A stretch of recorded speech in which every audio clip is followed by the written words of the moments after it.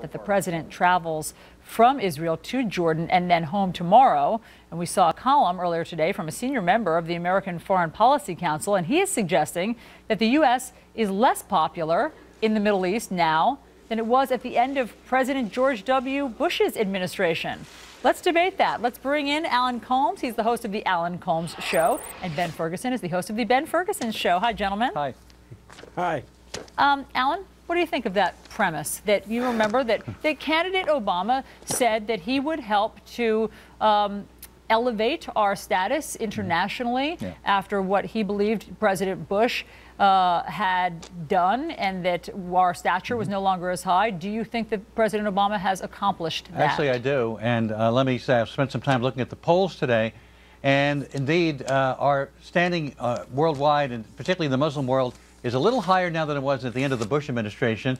But one of the problems we have with that standing is that anti-Islamic video that came out about a year ago. And that really hurt us in Pakistan. It hurt us in many parts of the Middle East.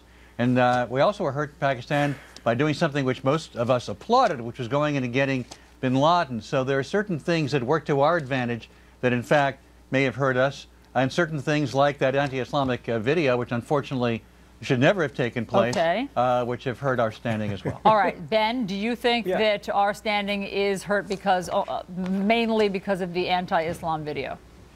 No, absolutely not. I think it's embarrassing to imply that. I think what it really boils down to is actual foreign policy by this president when he went over in 2009 after he was elected and basically said to Palestinians, I'm going to basically flex my muscle and show the Israelis who's boss in the world, and I'm not going to be friendly to them, and I'm not going to let them, you know, have their settlement the way they want it, and I'm on your team. And he picked sides, and it didn't work very well. And so now he's done a 180, and he's back to the Bush policy now, and he said to the Israelis, you can do your things. And we also saw yesterday, Palestinians are not fans of Barack Obama now, because anyone who greets or shakes hands with the leadership in Israel is automatically an enemy of many of the Palestinians. That's why they were shooting rockets yesterday, yet again showing that there is not a consensus on peace. And I think Barack Obama learned the real Middle East, which is you can't just go over there and think that you can be kumbaya and people are going to follow you, and that's why it's been a total failure. I don't know what transcripts of President Obama you've been listening to, but he never said any of those things that you seem to have put in quotes. I didn't read them. I watched it, Alan. But he never said those things about Israel. And in fact,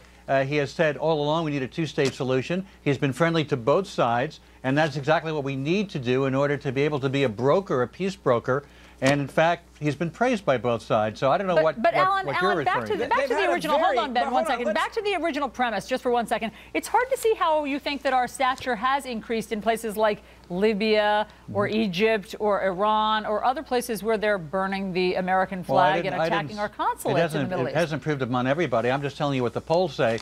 Certainly, by going into Egypt, we didn't actually go into Egypt. We just supported the idea that we would get rid of a dictator, by the way, who nobody seemed to like on the right. I'm so interested to know that conservatives all of a sudden are concerned about our standing in the world, when in the past, if I could just finish for a moment, when President Bush really alienated so many countries, so many of whom left what was supposed to be a coalition in Iraq, I heard conservatives say, we don't care about what the rest of the world says. We're the United States. We don't care what they have to say. Now all of a sudden it's a big issue, right? Okay, go ahead, Ben.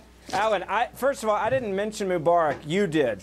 But I will say this. The foreign policy that Republicans are behind, conservatives are behind, is a foreign policy where we have a strong standing with Israel and we have a strong standing against terrorism. And if that means that people don't like us, we're okay with that. We don't need to be loved. We want to be respected. The problem was in 2009, and the reason why now you have this failure and a 180 by the president is he wanted to be loved by everyone and try to make everyone just, you know, do kind of what he wanted to do, which is also not realistic. So now you have a problem. And now you're complaining that we're not liked enough in the world. Very quickly, Ben, very quickly. Tie it up. I let you finish. Now you have a president who is not respected. Not true. And on top of that, a bad foreign policy. Not true. Gentlemen, he was elected on we're going to have to leave it there. Alan, I gave you the first word, Ben the last. Ben Ferguson, Alan Colmes. Appreciate the debate. Thank you.